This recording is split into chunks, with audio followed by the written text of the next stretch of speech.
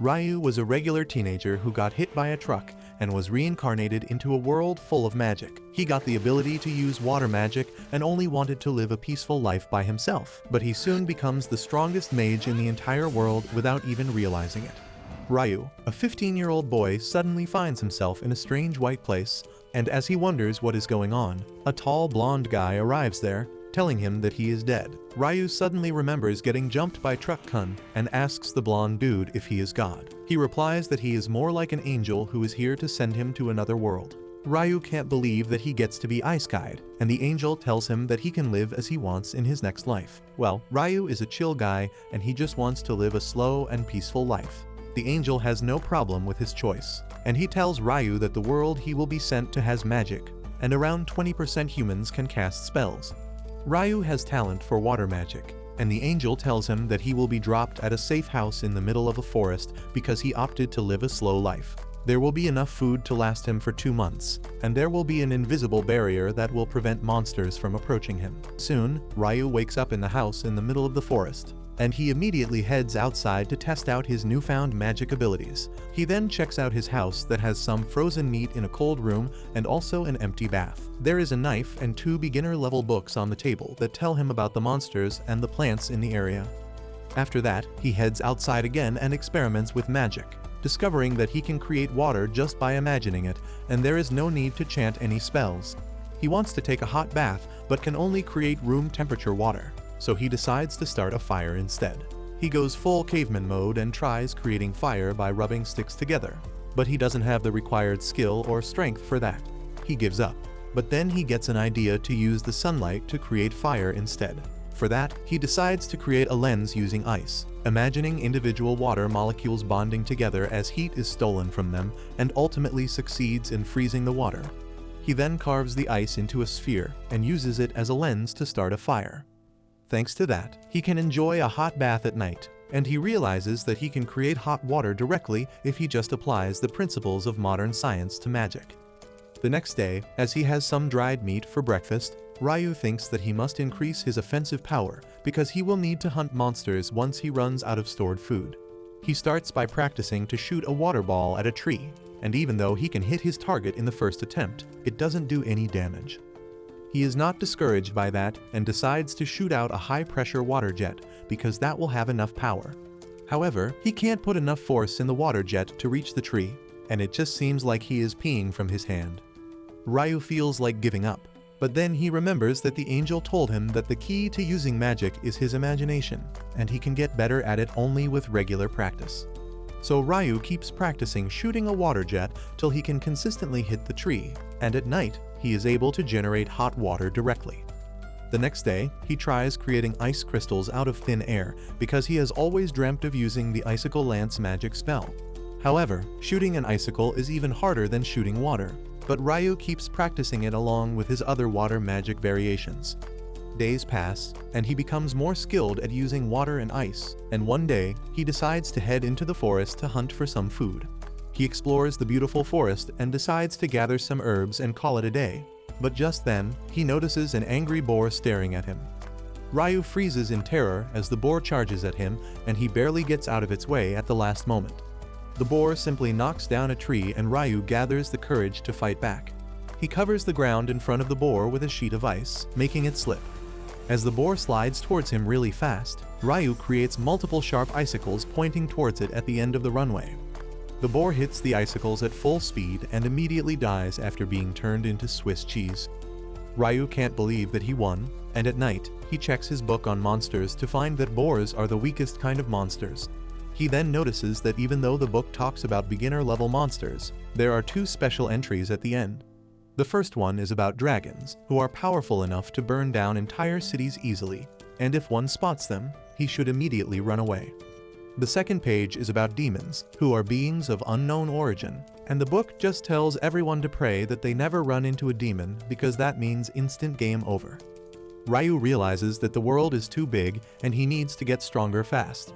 So the next day, he ditches his clothes to go full Tarzan mode and ventures into the forest again. This time, an assassin hawk attacks him and he barely dodges its first attack. The huge bird then sends invisible wind slashes towards him, and Ryou realizes that this monster is way out of his league. He runs away, creating ice blocks behind his back to block the wind slashes, and then shoots water jets at the bird. The assassin hawk dodges everything and then charges towards Ryou at full speed, but he creates an ice wall at the last moment, blocking its attack.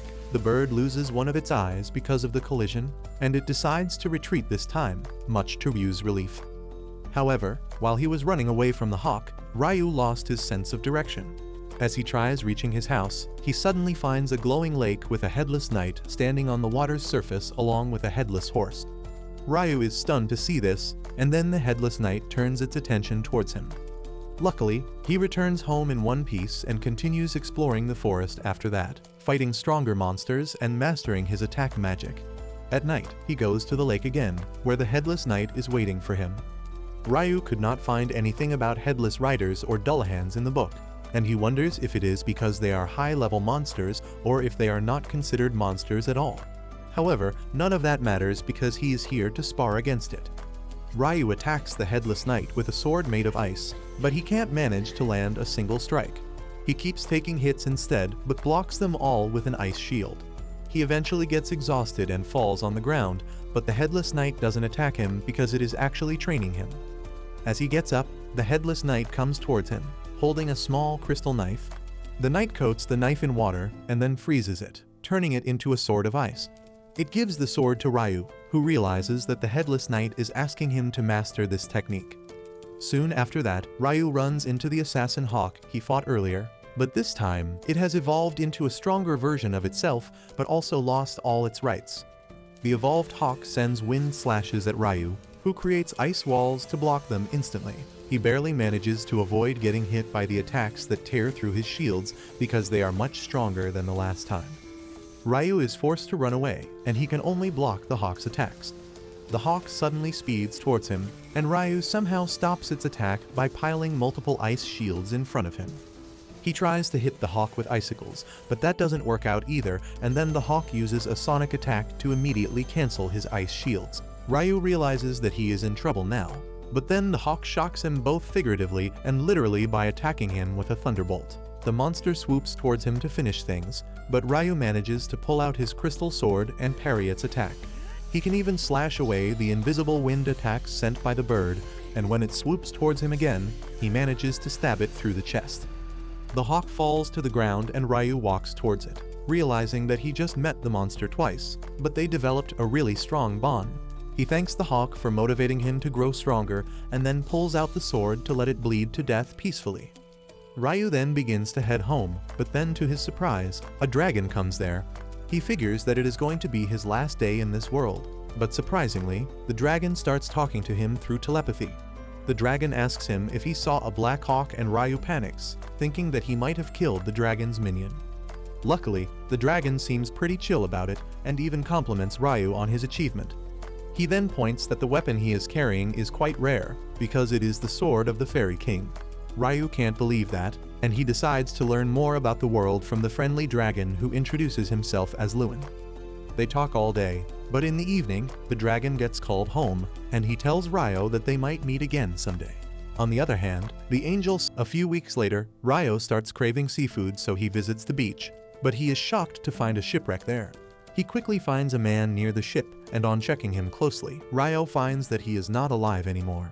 Suddenly, he hears a man groaning and his eyes brighten, because this is the first human he has met since coming to this world. The man named Abel has flashbacks of a giant octopus monster attacking his ship during a storm, which caused him to fall into the ocean. But when he opens his eyes, he finds himself in Ryou's house. He realizes that he made it out safely somehow, and immediately starts searching for others. As he leaves the house, he becomes even more confused because he has no idea where this place is. And just then, Ryou approaches him from behind.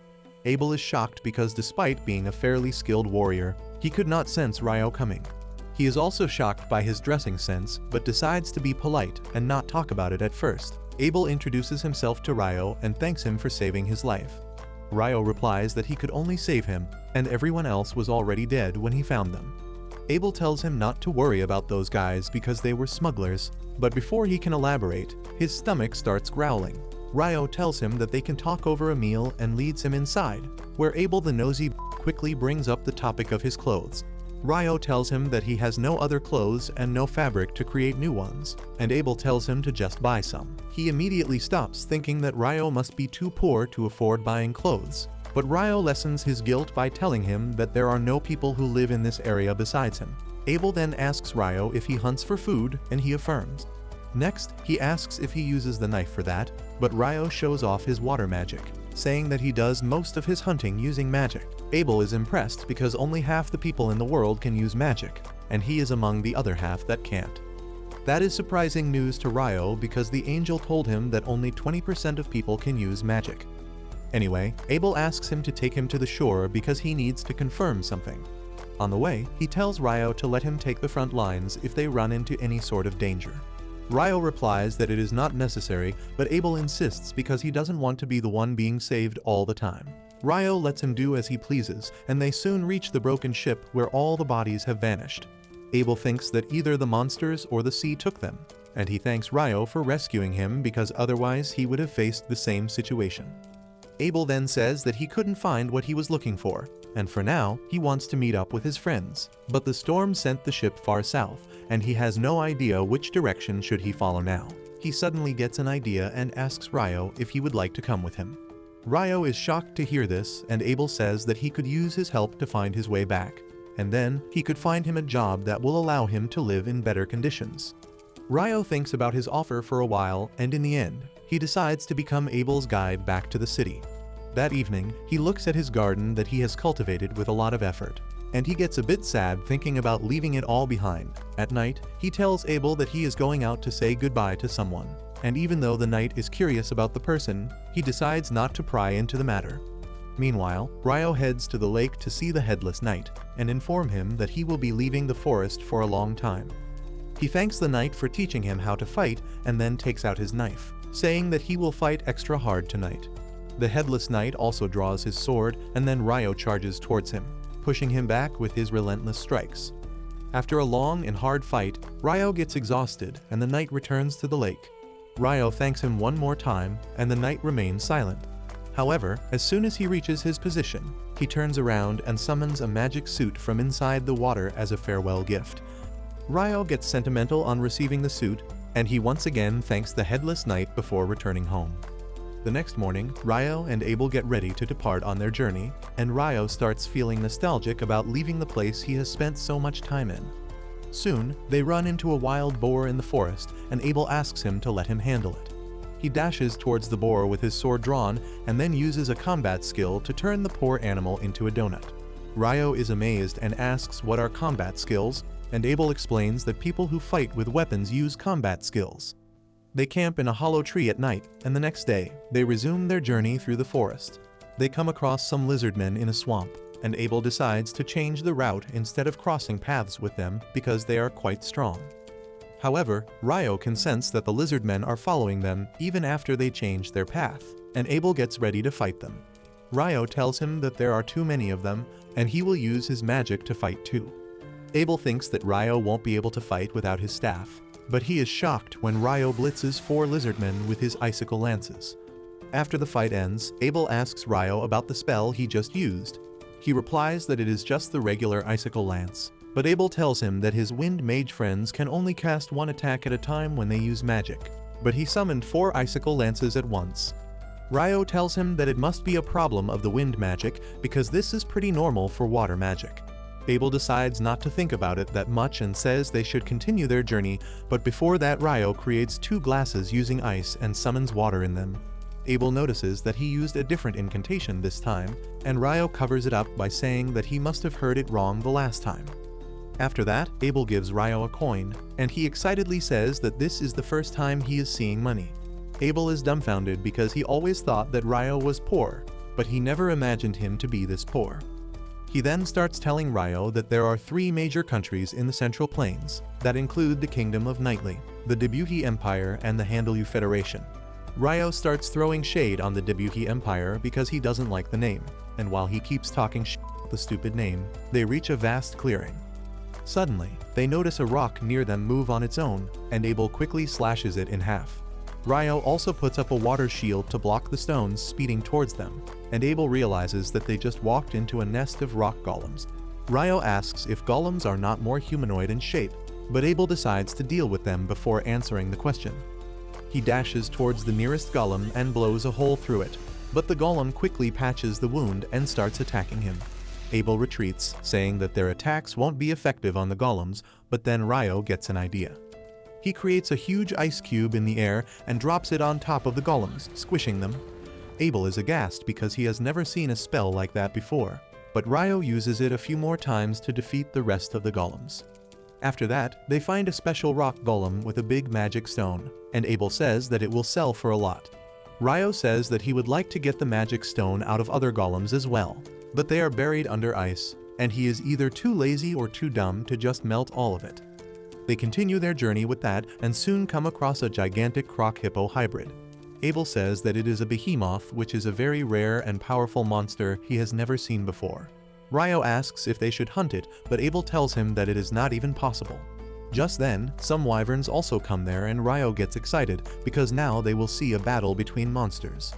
Soon, the wyverns begin shooting rocks at the behemoth with magic, but it just roars, cancelling out their magic and causing them to fall to the ground. Ryou tells Abel that the giant monster probably used magic cancellation skill. Later, as they are having dinner, Abel asks Ryou more about the magic cancellation skill because he has only heard about certain traps in dungeons that can do that. Ryou gets excited on hearing about dungeons, and Abel tells him that there is a dungeon in the city of Lune where they are headed. Ryou gets mad that he didn't tell him about this important thing earlier, and asks him if he is hiding something else too. Abel asks him if he at least knows about dwarves and elves, but Ryou asks him to give him the details. A few days later, they reach a mountain range and Ryou says that they will find some human settlement after crossing the mountains. Abel asks him how can he be so sure, and Ryou wonders if he should tell him that he met a dragon who told him a lot about this world. He decides to keep it a secret in the end, saying that it is knowledge beyond human comprehension. Soon after that, they hear a strange sound and both of them get ready to fight. However, when a powerful monster called Griffin approaches them from the sky, both Ryou and Abel freak out. Abel starts having a panic attack, but Ryou quickly solves the situation by throwing a chunk of meat up in the air. Abel apes his act, and the griffin collects both pieces in its mouth before flying away. The boys heave a sigh of relief after it is gone, and they agree that they wouldn't have lasted long if they picked a fight with something so strong. As they continue their journey, Abel says that no human has encountered behemoths or griffins in the past 100 years, and the tall mountains must be stopping them from reaching human settlements. That reminds Ryou that the wyverns who fought the behemoth came from the north, which means their nest is nearby. He turns out to be right as they soon find some wyverns feeding on a monster. Ryou wants to fight, but Abel says it takes at least 20 experienced adventurers to face off against monsters as strong as wyverns. Ryou tells him that they won't be able to avoid fighting in the future, and asks if it will be better if the wyverns are pinned to the ground. Abel affirms, saying that he can beat one in close combat, and Ryou immediately steps out, chanting a long fake spell just to summon 4 icicles to stab the wings of the wyverns. Abel uses this chance to blow their brains out, but then 2 more wyverns arrive there. Ryou pins them down using icicles, but without chanting a spell this time, and Abel gets suspicious. Anyway, they defeat the wyverns and collect their magic stones, and then continue their journey to the north. Soon, they cross the mountain range and arrive at the Green Hills. Abel is surprised that they not only fought wyverns, but managed to get a lot of magic stones that will fetch a lot of money once they reach the Empire. Ryou suddenly gets curious about which country they are heading to, because he is fine with anyone except the Debuhi Empire. Abel tells him that the Debuhi Empire is a bit farther to the north, and Ryou appears relieved on hearing that. This confuses Abel, and he asks Ryou if he has got any issue with the Empire. He replies that he has no issue with the Empire or its people, but the name is so cringe that he doesn't want to associate with it, and Abel finds that quite odd. Suddenly, Ryou spots a road in the distance, and on seeing that it runs from east to west, Abel realizes that the mountain range they just crossed was not ordinary. However, when Ryou asks him what he is thinking about, he replies that it is nothing and says that the road will lead them to a town. Ryou gets excited at the thought of sleeping in a bed, and Abel recommends him to try out the food in the town. They reach the town by night, and as they are eating dinner in an inn, Abel suggests Ryou to get himself registered with the Adventurers Guild, because a guild license will work as his identity card. Also, if he has a guild license, he won't have to pay any tax when entering a new city. He reminds Ryou that he just paid a silver coin to cover for him when they entered the town, and Ryou begins taunting him, asking if he is going to keep the record of every penny he spends for a friend's sake. Abel is low-key cringed out at this behavior, but he continues his lecture and tells Ryou that if he becomes a member of the Adventurer Guild, the guild will buy magic stones and monster material from him at a good price. He explains that only alchemists can use those materials properly, and Ryou gets curious to learn more about them. However, he doesn't get the chance to ask any questions as the waitress brings his food, and he can't believe his eyes when he sees a plate of curry rice. Ryou tries to process how curry rice can exist in this world because even in the Isekai anime, the protagonist has to work hard and travel all over the world to create the perfect curry, and he was kind of looking forward to that. The taste of the curry is also as delicious and nostalgic as the one he used to eat in Japan, and Ryou quickly finishes the plate before ordering more. The next day, Ryou keeps rambling about how good the curry was, and says that it turned out to be another interesting thing that Abel kept hidden from him. He playfully tells him to reveal all the secrets he is hiding, and Abel is taken aback by that, but Ryou just wanted him to tell him about the dessert shops in the town. Abel nervously walks away, saying that he doesn't like sweets, and Ryou is confused because of his sus behavior. Anyway, they resume their journey, and soon, they reach the town of Loon that is surrounded by vast wheat fields. As they reach the town gate, the guard Nimmer identifies Abel, and he is shocked to see him because he was reported missing a few months earlier. Abel tells him that a lot of things happened, and he managed to make it back home thanks to Ryou. Nimmer thanks Ryou for saving his friend and then eagerly shakes his hands, after which he starts catching up with Abel. Once they are inside the town, Abel tells Ryou that they should head straight to the guild, because with him there, Ryou can rank up immediately at the time of registration. He explains that usually, newbie adventurers are assigned F rank when they register, but if an adventurer ranked B or above can put a good word for them, they can rise up to D rank immediately. They soon reach the guild, and everyone there is pleasantly surprised to see Abel again. They surround him like he is some kind of celebrity, and Ryou is happy that Abel has so many people who care about him. He decides to let him enjoy this reunion for a bit more and steps outside to get some fresh air. He starts taking a walk when suddenly, he runs into an elf. While Ryou is captivated by her pointy ears and pretty face, the elf girl can't take her eyes off of him as well because of his outfit. She recognizes that it is the Fairy King's coat, and says that he must like Ryou a lot to give him such a gift. Ryou can't even understand what she means, and then the elf girl tells him that she is in a hurry today, but she hopes to meet him again someday. Ryou just stands there bamboozled when Abel comes outside to find him and tells him to come back in.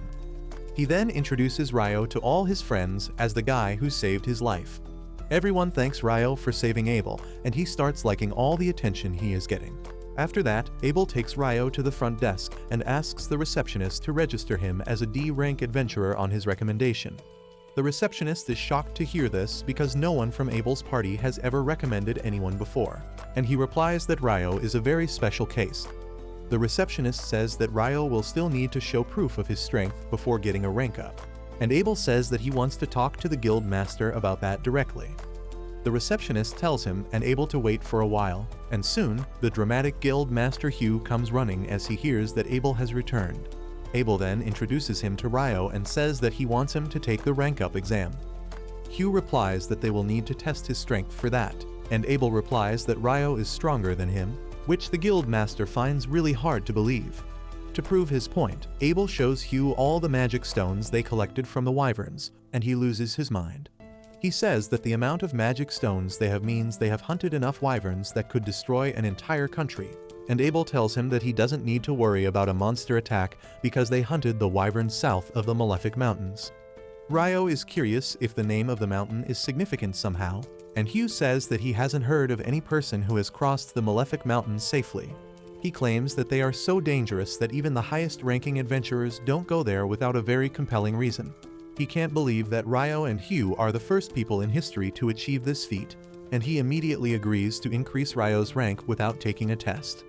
Just then, Abel's party barges into the room, and they are really emotional because they thought they would never see him again. The guild master decides to let them catch up with their friend while he takes Ryou outside to register. Ryou follows him, but Abel asks him to wait at the receptionist's desk after he is done because he wants to show him to a special place. After that, Hugh leads Ryou to his office while telling him that Abel's party, the Crimson Sword, is one of their strongest and most popular parties.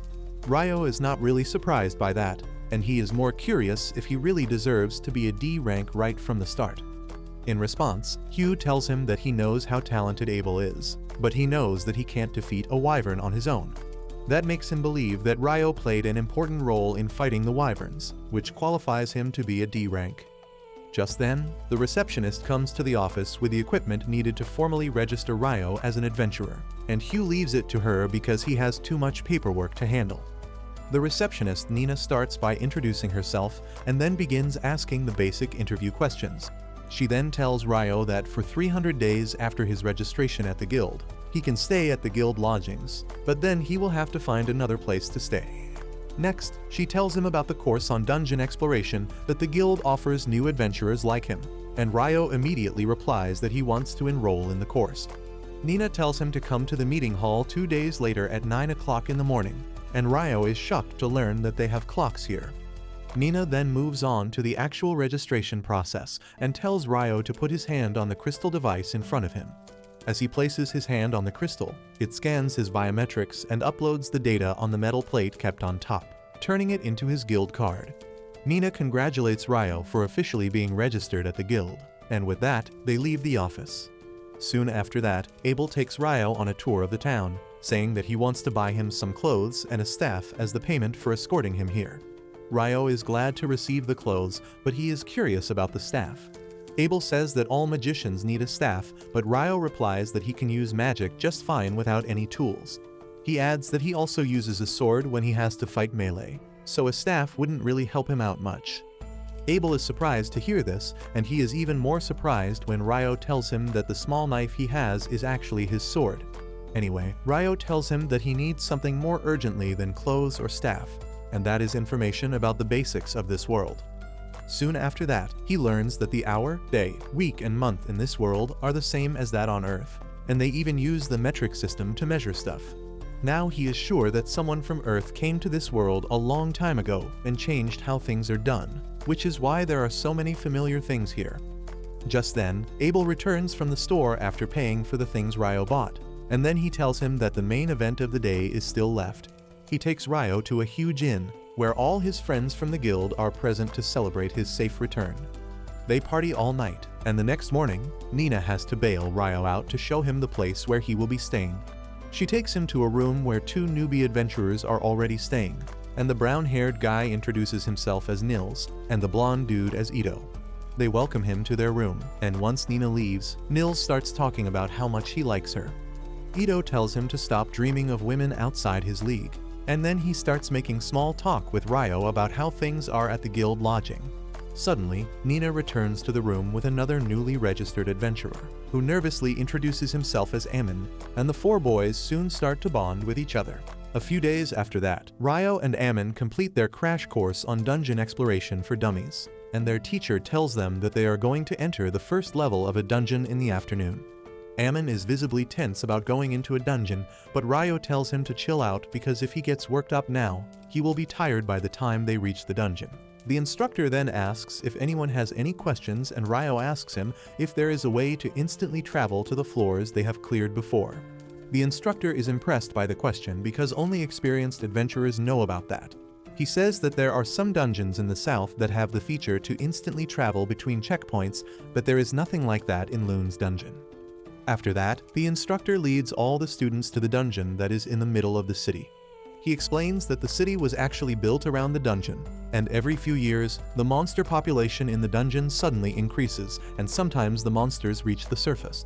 He explains that the walls around the dungeon protect the civilians from the monsters, but then assures the newbies that there is no chance of a great monster wave right now. Soon, they reach the first floor of the dungeon, which is a safe zone without monsters. The instructor tells everyone that they are free to explore the first floor, but they need to stay close to the entrance. Ryou and Ammon team up, and soon, Ryou senses a monster approaching them. He tells Ammon to strike the monster while he holds it in place, and the boy nervously draws his sword. A few moments later, a monster ant arrives there and Ryou immediately identifies it as a soldier ant from the book he read. He tells Amon to strike the neck of the monster while he stops it using icicle lances. Ryou completely pins the monster to the ground and Amon easily cuts off its neck, scoring his first kill. He is overjoyed at this and Ryou extracts the ant's magic stone as a trophy for their first successful monster hunt.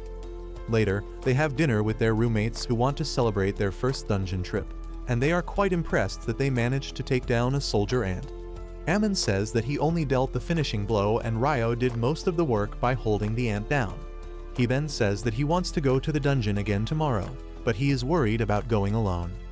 Ryou offers to tag along because he also wants to explore the dungeon a bit more because he is concerned about finding a monster on the first floor even when the instructor said that there were no monsters there. Ito adds that he has also heard about soldier ants coming to the second and first floor lately, and the boys are confused about the reason. Just then, Abel arrives there and says it is because soldier ants can dig their way up, and the boys freak out on seeing the most famous adventurer in the town up close. Ryou, however, is frank as usual with his friend, and then Abel asks the boys to take care of him because he lacks common sense. Nils suddenly stands up in attention and introduces himself to Abel, saying that he is his idol and he wants to become a famous adventurer like him someday. He requests to shake his hand and Abel obliges, telling him to work hard but make sure that survival is his first priority. Ryou then asks Abel what he is doing here so late, and he replies that he just got back from his recent mission. Just then, his party arrives there, and the girls are mad that he came here instead of reporting to the guildmaster. He tells them that he was just guiding some beginners who needed help, but the lowly Lin tells Shaq's lost son Warren to take him away. The big guy carries Abel on his back as he screams like a baby, and then Lin starts staring at Ryou with jealous eyes. He gets a bit nervous and asks what she wants, but then the priestess Lihia tells her to snap out of it before apologizing to Ryou for the disturbance. As they go away, Ito and Nils start fanboying after them, but Ryou doesn't understand what they find impressive about that group of buffoons. Meanwhile, Ryou tells Lin that it was not nice of her to stare at Ryou, but she replies that she was just curious because Abel keeps on glazing his magic skills.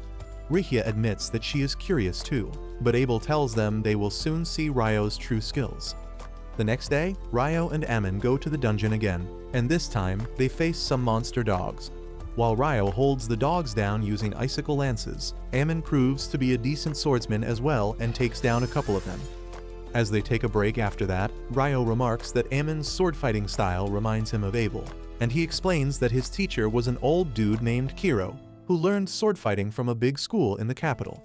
Ryou assumes that Abel must have learned from the same school, and he sees potential in Amon to become quite strong as well. Amon is impressed by his knowledge of swordplay even though he is just a mage, and Ryou tells him that he practiced with a mentor, but he developed his own sword style. He then remarks that Amon's style seems to be very exhausting, but it is also very safe, and he just needs to work on his stamina. He tells Amon that Abel used to practice his form the first thing in the morning during their travels, and that just shows that even the most talented people need to work hard. Amon feels motivated on hearing that and decides to work hard to become stronger, and Ryou is pleased by his response. The next day, Ryou visits the library and it is much bigger than his expectations. That's what she said. Anyway, he asks the librarian to show him to the alchemy section, and she shows him where books for beginners are kept. However, there are too many options that overwhelm Ryou, so he decides to take a break outside. Suddenly, the city turns dark as a total solar eclipse occurs and Ryou stares at it without eye protection like my uncle who is now blind. Just 1 second later, he realizes something is odd and all the people around him have vanished. The atmosphere itself feels different, and then suddenly, he feels an attack coming from behind. He is fast enough to react in time, blocking the powerful fire blast using a wall of ice. He wonders who the hell attacked him and then sees a badass demon mommy coming towards him, walking like she just came out of GTA 4. She is quite amused to see a human in her space and decides to have fun defeating him. Ryou realizes that he is facing a demon now, and he is quite sure that she is the strongest being he has ever seen in this world. He wants to run away from her, but he feels that he won't be able to escape this strange space no matter what he tries, so he decides to fight back. He immediately summons dozens of ice shields right before the demon mommy attacks, blocking her massive firestorm. She abruptly changes her attack, shooting an invisible wind bullet that pierces Ryou's shields, but it gets blocked by his armor. The demon can't process how a human armor can block against her attack, but as she looks closely, she finds that Ryou is wearing the Fairy King's robe. She realizes that he must be an impressive mage to have such gear and power to block her attacks, so she decides to cut him down using her sword instead of magic. Ryou also draws his ice sword and blocks her attack. He maintains a defensive position as the demon lady keeps pushing him back, but she is much faster than him, and he barely dodges a deadly strike to his face. He decides to counterattack by shooting hundreds of icicle lances at her, but the demon swiftly dodges all of them, not noticing that the solar eclipse is ending as she wastes her time playing around. Meanwhile, Ryou realizes that she is using wind magic to boost her speed, and then she jumps at him to deal the finishing blow. Ryou manages to block it without much difficulty because even though the demon is fast, her strikes are nothing compared to the headless knight who taught him. The demon, on the other hand, is impressed and asks who the hell is he to have the Fairy King's robe as well as his sword. She creates a fireball to attack him, but Ryou cancels it instantly using an icicle lance. This pisses the demon off, and she decides to kill him quickly because he can be a danger to her if the fight goes on for longer. She attacks him ruthlessly, but Ryou confidently defends against her strikes. He finds a chance to counterattack, and that makes the demon lose her balance. Ryou was waiting for this moment, and he launches a barrage of icicle lances at her. The demoness creates a wall of fire around her, neutralizing all his attacks, but as their intensity increases, she creates rock walls to protect herself. Ryou also changes his attack pattern, using the high-pressure water jets to cut through the wall and injure the demon. She is shocked when his attacks hurt him, but luckily for her, Ryou was just attacking blindly because of all the smoke. He then decides to go in for the kill, but she jumps straight towards him to block his attack. As they clash mid-air, Ryou notices the demon woman's wounds healing super fast. The moment he gets distracted by that, she sends his crashing into a building. But just as she is about to launch a powerful attack to finish him off, she notices water drops falling from the sky. She is surprised by that, but as a water drop touches her face and scalds her because it was even hotter than the boiling temperature, she screams in pain. She immediately covers herself in a rock ball while waiting for the boiling rain to end, and in the meantime, Ryou comes down. Suddenly, the demon woman unleashes powerful flame magic, blowing up everything around her. She walks towards Ryou menacingly, but by then, the eclipse is almost over and her sword disintegrates as sunlight touches it. The demoness says that they won't be able to finish their fight this time, and Ryou tells her to get lost already. She doesn't really mind him acting like a jerk and introduces herself as Leonor, asking Ryou about his name. He tells her his name too, even though he makes it clear that he doesn't want to know anything more about a demon. Leonor is surprised that Ryou knows about demons, and she thinks that she should have done all she could to kill him instead of enjoying their fight. She then tells Ryou that they will fight again in the future, but it is possible that he runs into another demon before that. She tells him not to get killed by anyone else because she will be much stronger the next time and finish him off herself. Ryou is shocked to hear that, but then the eclipse ends and everything returns to normal without a trace of the battle that just took place there. Ryou feels really odd now, and he decides to buy some books and then get some rest. He first heads to the bank to withdraw some money that he got from selling the wyvern magic stones, and then passes by his dorm room to meet his friends. He notices they are not there, but as he is about to leave the dorm, he finds them being bullied by some other adventurers.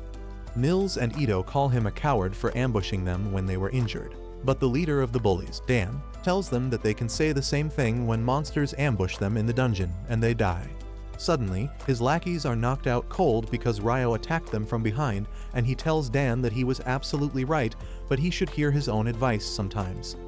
He asks him if he is ready to run now that his friends are down, and Dan immediately rushes to punch him. Ryou simply steps aside and hits him in the gut with his sword's handle, causing him to throw up this morning's breakfast. He then moves on to heal his friends, telling them that they need more stamina so that no punk-ass can catch them off guard the next time. However, before that, he says they should all recover and relax.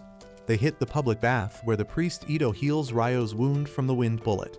Everyone is curious about who could injure Ryou when he is so strong, and he decides not to tell them about the demon right now because relaxing comes first. Soon after that, Ammon, Nils, and Ito start going to the dungeon as a team. While Nils and Ammon fight goblins, Ito stays in the back to assist them and heal them when they get injured.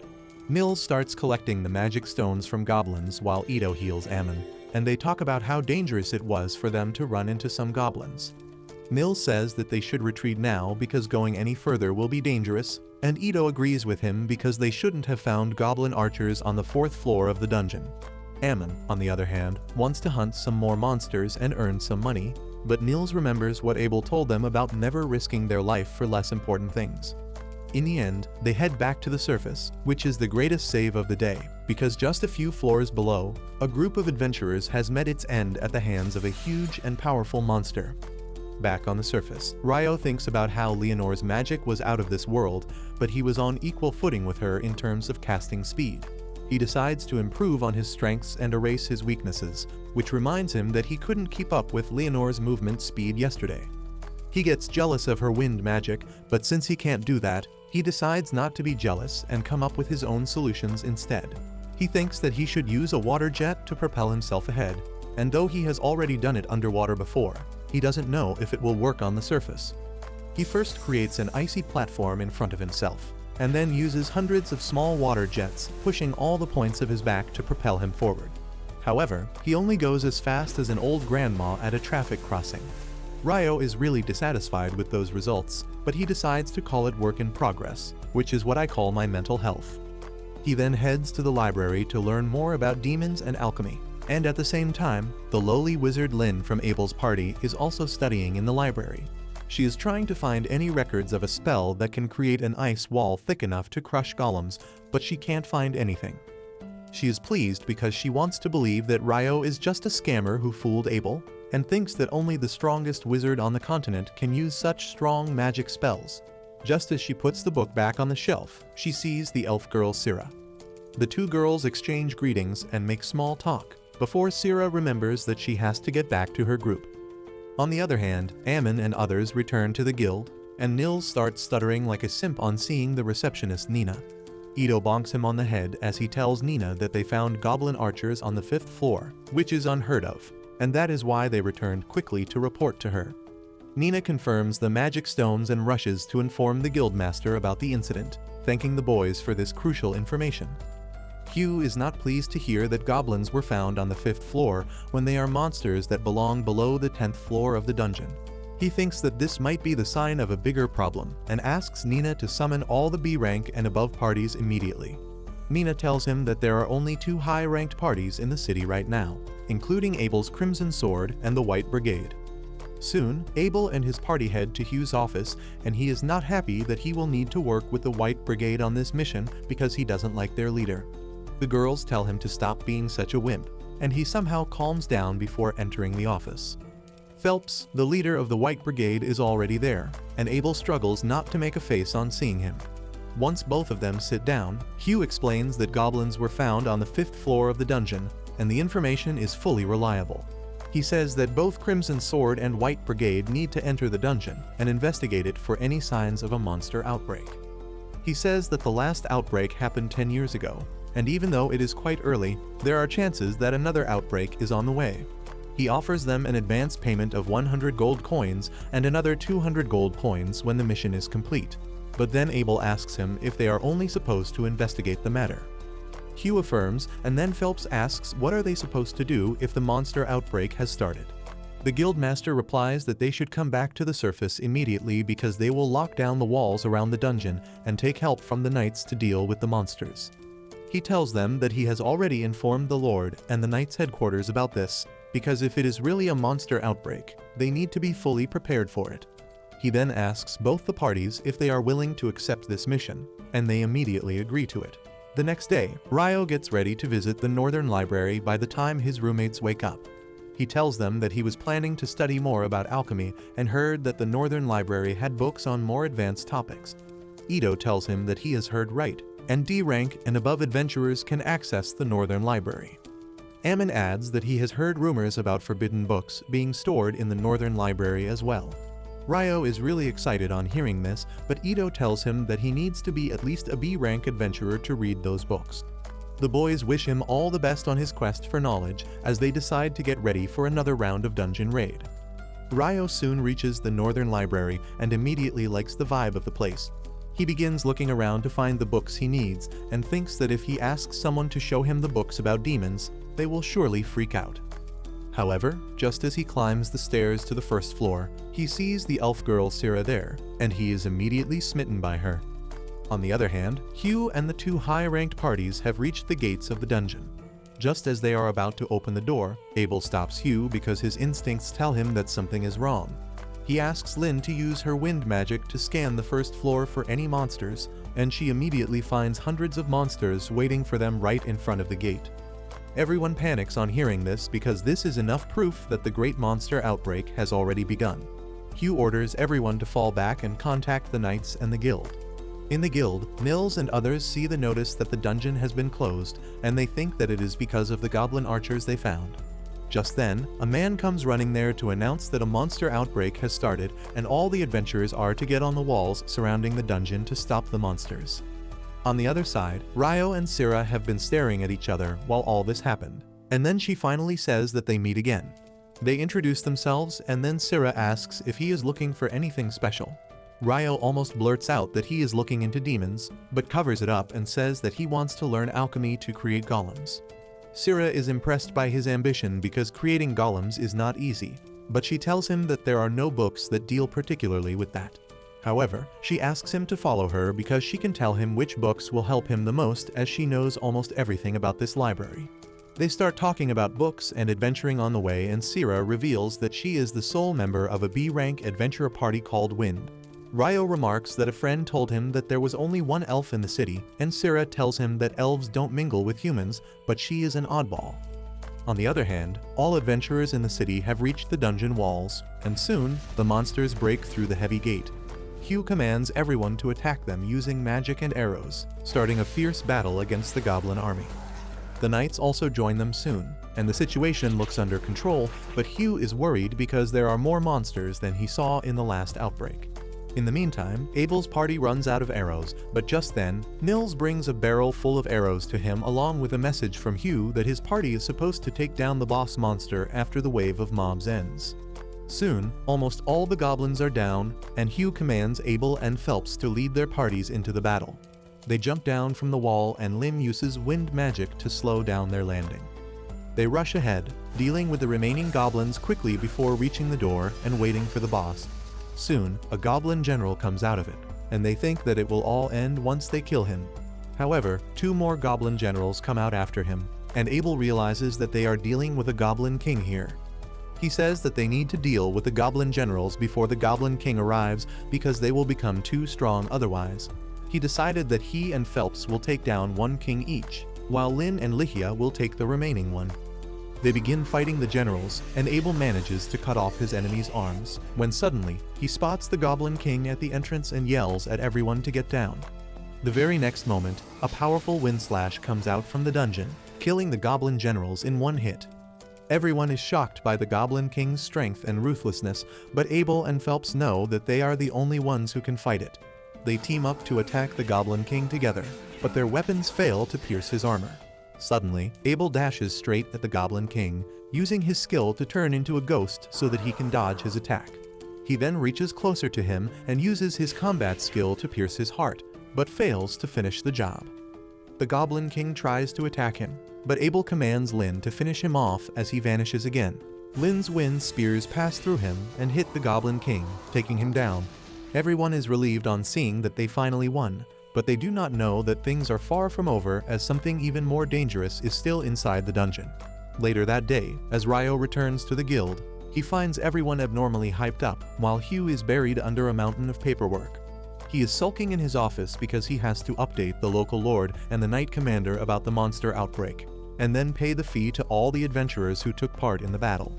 He also has to assess the performance of all the adventurers, send the invoices to the royal capital to get some funds and plan the repair of the damaged facilities while doing his normal job as well. The only relief is that the dungeon is going to be closed off for 1 month, so he doesn't have to worry about that aspect, but Hugh knows that will create another set of problems. Meanwhile, Ryou learns from his friends that there was a monster outbreak in the dungeon, and they dealt with it thanks to the top two parties. That is the reason for the festive atmosphere, and Ryou thinks that it is a good reason. Nils begins glazing Abel's skills and talks about how he fought with the Goblin King.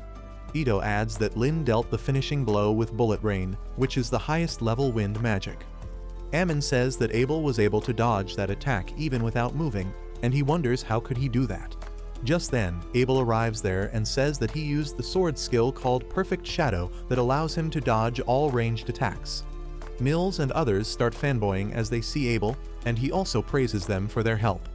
Meanwhile, Ryou keeps thinking about the Perfect Shadow skill and says that whoever named it must have been a genius. Just then, Lin and Lihia arrive there looking for Abel, and they say that they knew he would be with Ryou. Ryou feels a lot of hostility behind their sweet-sounding words, but then suddenly, Lin asks him if he can really create a wall of ice. He affirms, saying that his limit is a cube with a 40-meter edge, and Lin can't believe her ears. Ryou tells her that it was not easy to learn and master, but he managed to do it somehow. She asks him if it is an original spell, but he doesn't even know what that means. Lin says that it is basic knowledge that most spells are cast by reciting incantations, but Ryou says that he believes that incantations are a personal preference. Lin doesn't even get what he is saying, but before she can ask another question, Nils tells Ryou that the food is getting cold, and he rushes to the food counter immediately. Lin is confused, and Abel tells her that Ryou thinks that incantations are just used because they sound cool, and he can use magic without them, and that is the most bizarre thing Lin has ever heard. Soon after that, jobs become scarce at the guild. Nils and his friend just watch the empty notice board because the jobs were already taken when they came in. Just then, Ryou also arrives there, and he learns about how the job market has been struggling ever since the dungeon got shut temporarily. The boys ask him if he is here for a quest too, and Ryou replies that he needs to buy some magic copper ore for his alchemy experiments. They are shocked to hear this because magic ore is really costly, but they know that Ryou is filthy rich, so it doesn't matter to him. On the other hand, they are struggling to get a job. Ryou decides to help his bros out, and he says that he will hire them for a job to mine magic copper ore. Nils tells him that there is an abandoned mine near the city, and Ryou is glad to learn that. He tells the boys that he will pay them 4 gold coins each just for taking up the job, and then he will buy each piece of copper ore for 25 gold coins, but his only condition is that they should all return home safe. The boys are thrilled to hear that because they won't make that much money in a year through normal jobs. They ask him if he is sure he can pay this much, and Ryou replies that it is still cheaper than the market rate of the magic copper ore. They gladly leave for the job, and Ryou returns to his room, but then he hears some disturbing voices coming from the street. He finds a group of knights trying to take a woman with them, and an adventurer is trying to stop them. Ryou watches the drama intensify as the knights drag the girl away, and the adventurer pushes them to free her. This pisses one knight, and he draws his sword to teach the adventurer a lesson. However, just as he is about to strike him, he slips and falls, but there is nothing there to make him slip. He asks the adventurer what he did, and he replies that it must have been John Cena who tripped him. This makes the adventurer even more angry at this, but he falls once again as he tries to get up. Just then, Phelps comes there and tells the knights to back away if they don't want to be punished. They ask him how dare a mere adventurer talk to them in this tone, and Phelps tells them that he is not just an adventurer, but also a noble from the Heinlein family. One of the knights realizes that it is the same family from which the previous commander of the Royal Knights came, and Phelps declares that they are talking about his dad. He then tells them to stop shaming the reputation of knights, and they immediately run away. Phelps then commends the adventurer on his bravery and asks him to escort the woman to her friends. Once they leave, he turns towards Ryou's window, who greets him. Phelps introduces himself as the leader of the White Brigade Party, and says that he has heard all about his amazing magic. Ryou panics, thinking that Phelps noticed him using magic to make the knight slip, but he says that he is only talking about what Abel told him. Just as they are starting to talk, Phelps' secretary comes there to take him away, and Ryou can tell that both of them are really strong. Later, he has dinner by himself, and Abel comes there to sit with him. He remarks that it is rare to see Ryou alone these days, and he says the same thing about him. He decides to let Ryou in on a secret because he could use his help, and soon they find themselves in the entertainment district. There, Abel reveals that the captain of knights is his friend, and he has requested him to bring back the troublesome knights who have run away to have fun. Ryou understands it now, but then suddenly, he notices some shady masked adventurers. He brings Abel's attention towards them and says that he has never seen them before, not even at the welcome party. Abel says that they get a lot of traveling adventurers because of the dungeon, but Ryou remarks that the dungeon is closed right now. The adventurers notice them as well, and they immediately try to lure them into a trap. Ryou and Abel willingly follow them, but when the thugs try to ambush them, Ryou knocks them out with heavy ice stones immediately. Abel then picks up an alchemy tool that they dropped and Ryou wants it, but he tells him that it is evident. He then ties up the thugs and finds that they are C-ranked adventurers from another country. Abel decides to inform the city guards about them and resume his mission to find the troublemaking knights, unaware that they are targeting Phelps to get revenge for earlier. However, they can't even move once they decide to attack him because the secretary has already paralyzed them with poison needles. She then casts a fire spell, burning the knights so thoroughly that not even their ashes remain. The next day, a research team arrives from the capital to study the dungeon after the monster outbreak, and Hugh immediately gets in a verbal spat with their leader Clive because of his unreasonable demands. He wants the city of Lune to provide food and supplies to his entire group when they are facing an acute shortage, and he also wants to open up the dungeon to research it. Hugh tells him that it is stupid to open the dungeon so soon after an outbreak, but Clive tells him that he has got full authority from the newly appointed Minister of Dungeon Exploration. The two of them get in a deadlock and the debate doesn't seem to end, so the wise old mage decides to intervene. He first tells Hugh that they will handle the food issue next time, and this time, the city can accommodate them. As for opening the dungeon, Clive says that Hugh has no choice, but he decides to put one condition of his own. He says that if the city or its citizens are harmed by opening the dungeon, it will be the responsibility of the ministry. Clive gets furious on hearing his demand, but Hugh makes it clear that he won't open the dungeon gate until he agrees with it. The old mage convinces Clive to accept the condition, and then says that they will hire some skilled adventurers as their guards for this mission.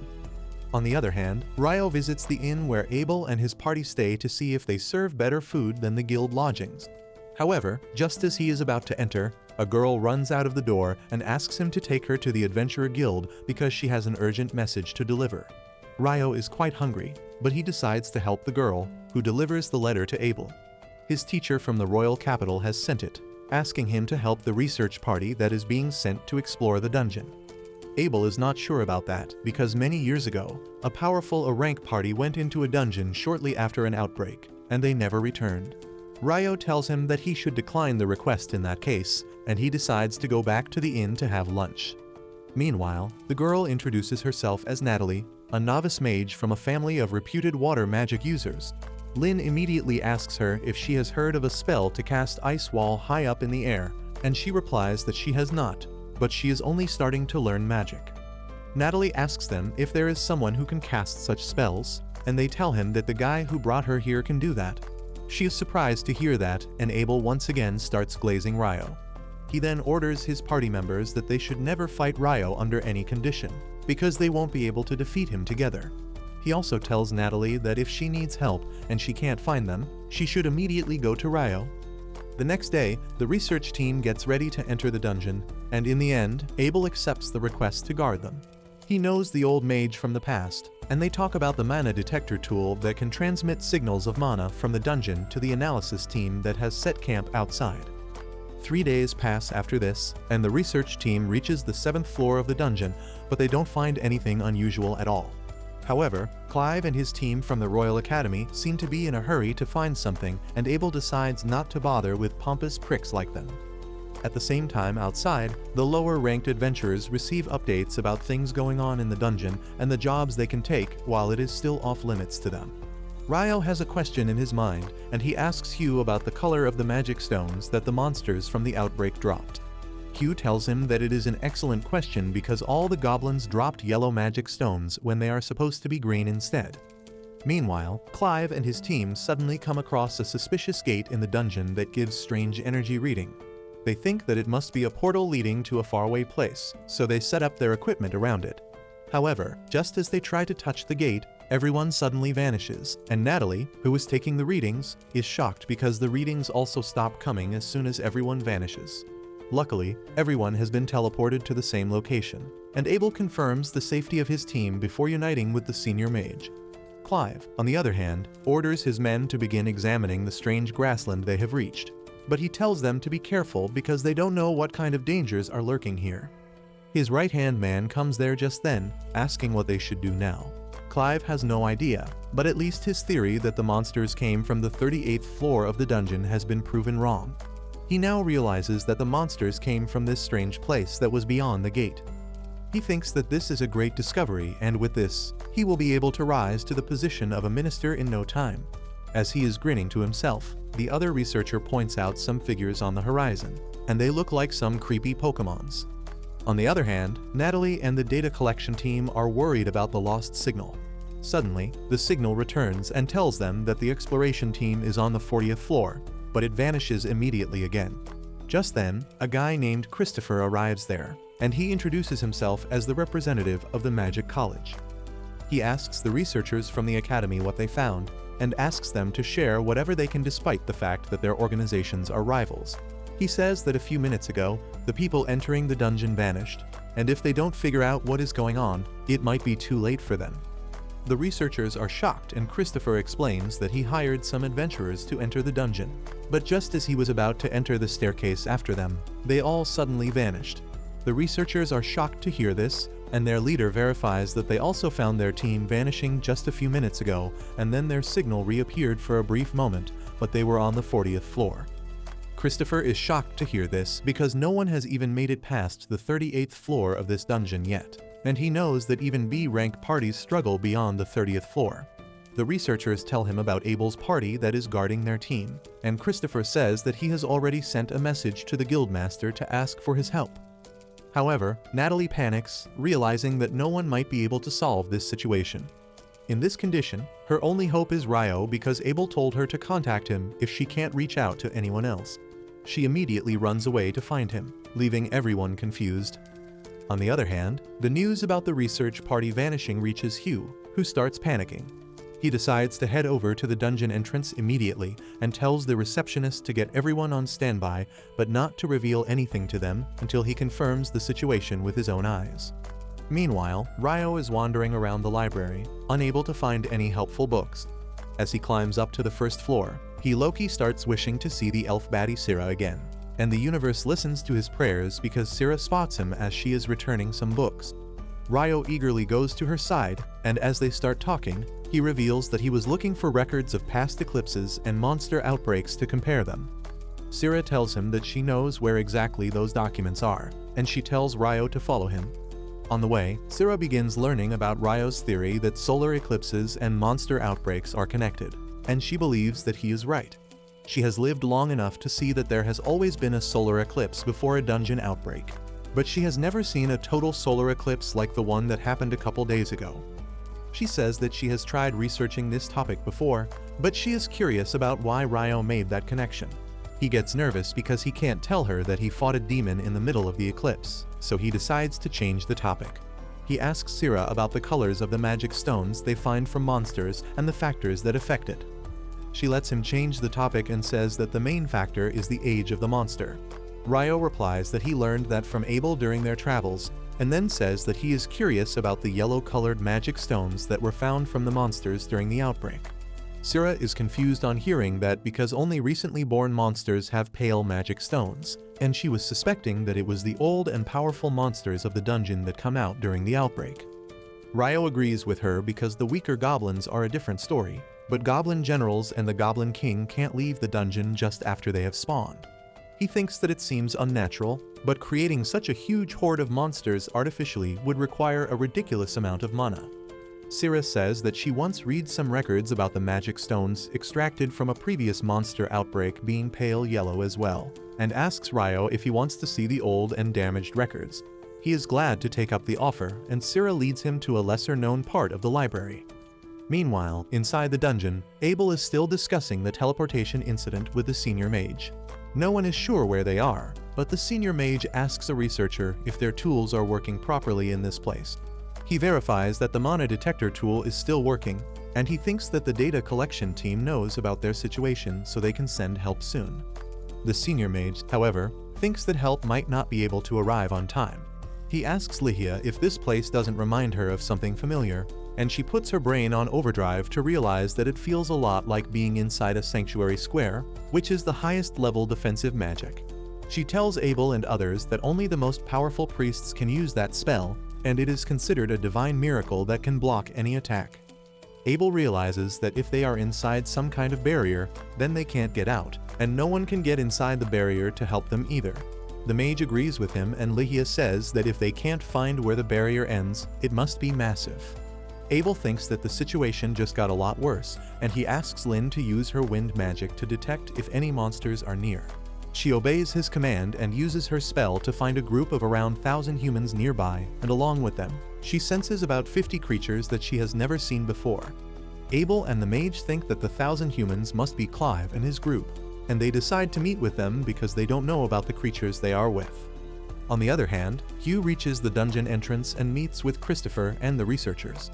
He loses all hope as he hears that the research team has been found on the 40th floor, because even if he sends all the adventurers in the town, they won't be able to rescue them. Christopher also says that he can't risk going into the dungeon now, and Hugh agrees with his decision. In this situation, he can only pray that Abel and others are safe wherever they are. Meanwhile, Clive and his men are not safe at all. They are under attack from the unknown enemies, and while some of them hide under barriers, the rest are hunted down by balls of purple hellfire. Soon, the attackers come into light, and on seeing them, Clive realizes that they are devils, which is a species of monsters different from demons. He has only read about them in books, but he knows how scary they can be. However, the adventurers who are not under the protection of the barriers decide to fight the devils, and they get destroyed quickly. By the time Abel and others reach there, only Clive and a handful of his men are alive. Ryou and the senior mage identify the devils, and they panic because devils are said to be monsters immune to magic and much stronger to humans. She thinks they can't win against them, but the mage decides to fight them without worrying about the results.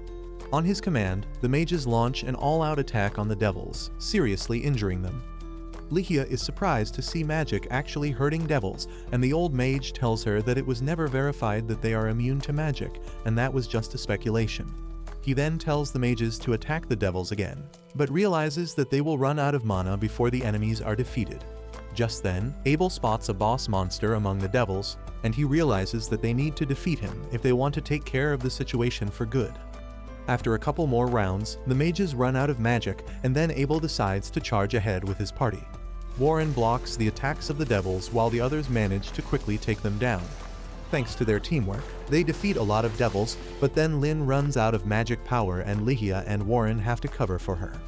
Abel notices that only 6 devils are left, but the boss monster is among them. Ryou remarks that he might be a demon prince who will awaken into a demon lord one day. Abel asks if she is sure, and she tells him that different colored eyes are a symbol of demon princes, and only heroes have been able to defeat them in the past. Abel decides to take his chances and walks ahead, telling Ryou that he plans to defeat all other devils even if he can't take down the boss.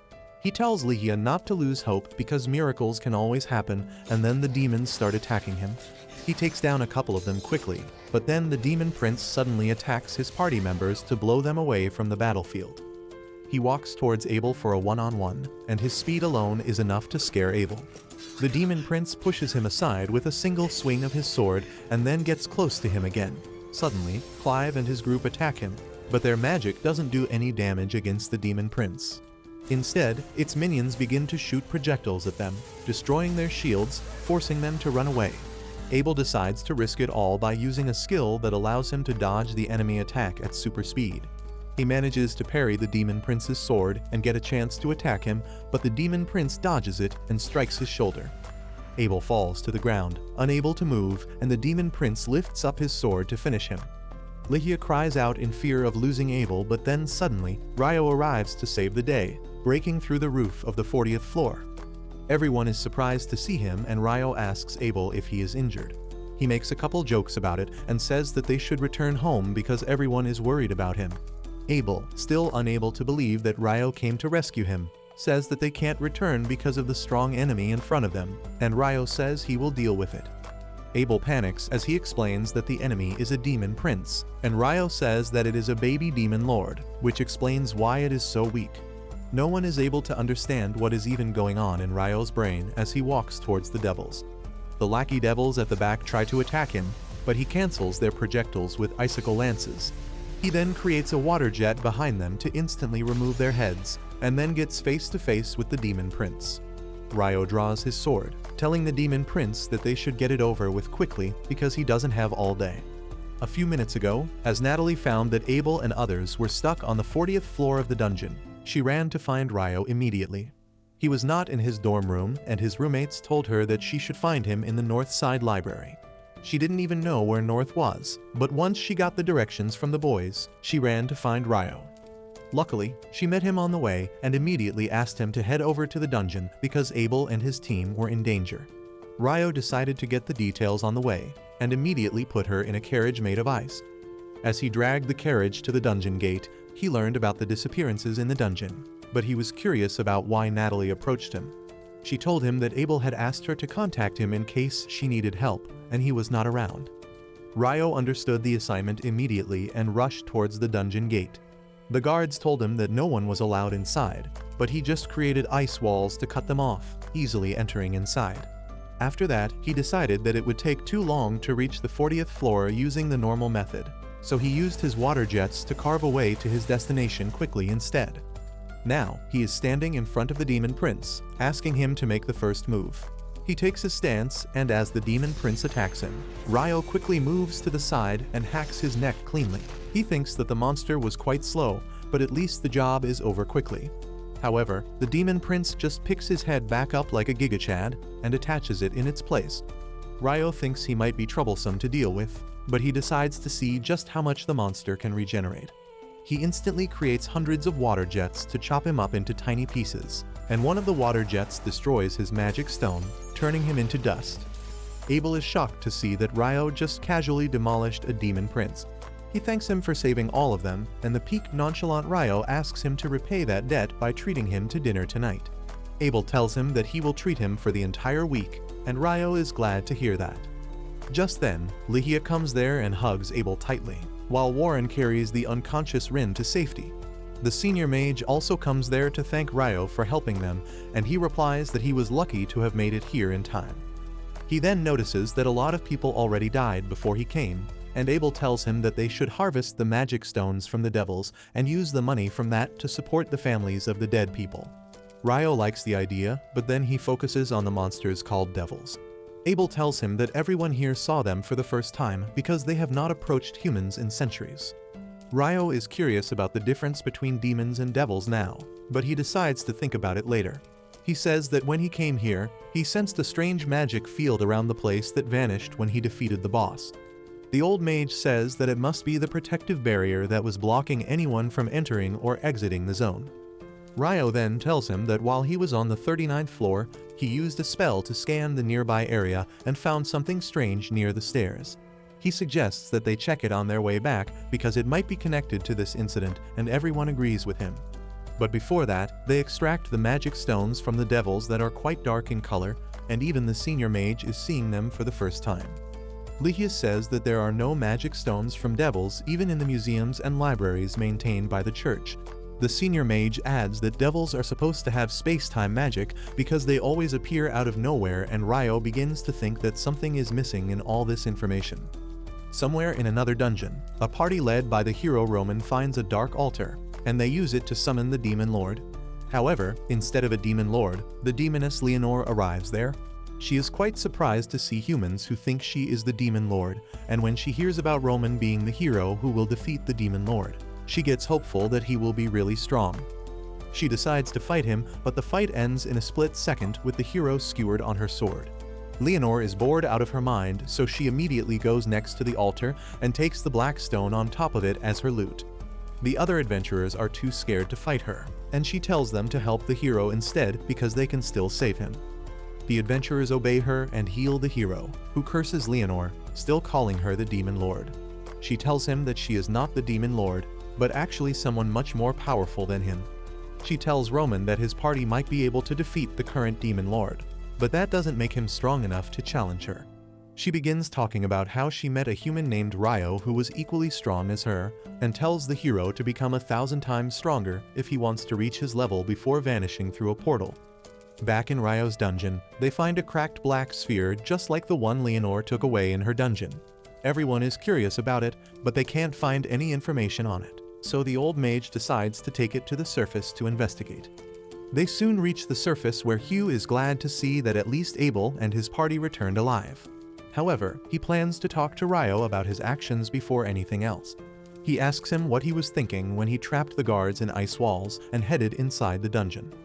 Ryou meekly apologizes, but the old mage stands up for him, telling Ryou that if Ryou had not come in time, they would all have died. Ryou is shocked to hear this, and the old mage tells him that they can talk out the details in a tent, and he decides to thank Ryou for saving everyone's life. Later, the old mage tells Ryou that they ran into 50 devils on the 40th floor of the dungeon, and there was even a demon prince among them. Ryou is terrified just by imagining this, and he thinks that it was thanks to Abel's party that they managed to survive. The old mage tells him that Abel and others were good, but they were no match for the demon prince. However, Ryou came to their rescue at the last moment and made quick work of the demon prince. Ryou can't believe this, and the old mage says that Ryou should be their top priority right now. He wants to make sure that Ryou stays on good terms with their country, but that will be hard to do if the brain-dead nobles try to interfere in the matter. That is why the mage suggests that they leave Ryou's name out of the official records to protect him from the nobles, and Ryou agrees. The next day, Ryou leads his roommates for some morning exercise, but they can't keep up with him. He decides to leave them in the dust and returns to the city, where the smell of curry pulls him towards a restaurant. Surprisingly, he finds Syrah there too, and while they eat, she asks him about his rank and other stuff. Once they are done eating, Ryou asks Syrah why doesn't she ever come to the guild when she is an adventurer, and she tells him that she is currently working as a swordsmanship instructor for the local knights, so she doesn't need to deal with the guild. Ryou is surprised to hear that, and Syrah tells him that she is much stronger than she looks. She then asks him to join her for a sparring session if he is free later, and Ryou accepts the offer because he was left a bit unsatisfied after his battle with the demon prince yesterday. They both go to the knight's barracks and take their stance, and then Syrah charges at him. Ryou can barely keep up with her speed, but he manages to block her attacks and even attempt to counter. Syrah is really impressed by him because no one in the knights can manage to do that, and she decides to become serious with him. She attacks him with even greater speed in round 2, and this time Ryou can't even block her attacks properly. He keeps getting pushed back, and then Syrah snaps his sword in two. Ryou accepts defeat, but then the elf baddie suddenly hugs him because she got too excited on seeing someone who could keep up with her. She keeps praising him and asks where did he learn to use the sword. Ryou tells her that the Fairy King taught him how to fight, and Syrah is really surprised to hear that because the Fairy King is more of a myth nowadays. Just then, her maid arrives there to call her for her lessons with the local lord's grandson, and Syrah decides to take her leave.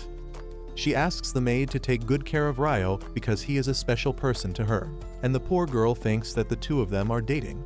As she escorts Ryou outside, a carriage stops in front of them, and it turns out to be Ryou, who is just returning from a meeting with the Lord. He tells Ryou to get in because they have to talk about the incident the other day, and Ryou gets nervous that he will be scolded. However, Ryou tells him that the old mage filled him in on the details, and he can overlook his actions this time. However, as a nominal punishment from breaking the rules, he tells Ryou that he will have to take a mandatory quest from the guild and escort some merchants to another city. But that's where this video ends. Remember to like and subscribe to the channel. Thanks for watching, and I'll see you next time.